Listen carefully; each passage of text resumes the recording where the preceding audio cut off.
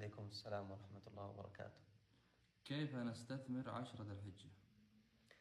نستثمر 10 ذي الحجة بثلاثة أمور.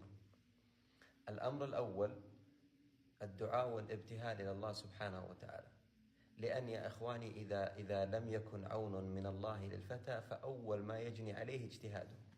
أول شيء اسأل الله أن يبارك لك في هذه العشر، اسأل الله أن يعينك، اسأل الله أن ينشطك في العمل الصالح.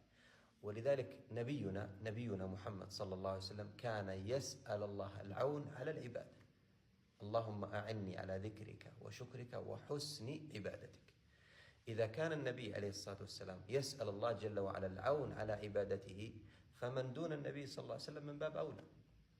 ولذلك هذا الأمر الأول، أن يجتهد المسلم بالدعاء والإلحاح على الله جل وعلا والانكسار بين يديه أن يوفقه للعمل الصالح، لأن الناس قسمان: موفق ومخذول. الموفق من وفقه الله، والمخذول من خذله الله.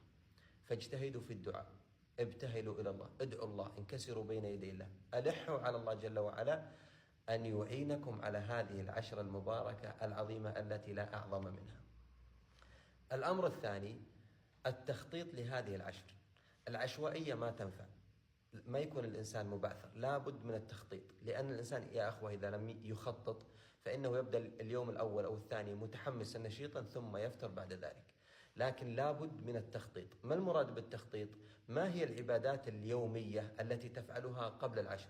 مثلا سنة الضحى ما تتركها في هذه العشر، مثلا قيام الليل ما تتركه في هذه العشر، مثلا الصلوات الخمس ما تتركها في هذه العشر، وردك من القرآن ما تتركه في هذه العشر، ثم تزيد على هذه العبادات. إذا كنت مثلا تصلي الضحى ركعتين فزدها 4، وإذا كنت تقيم الليل مثلا 10 دقائق فزدها 20 دقيقة، وهكذا.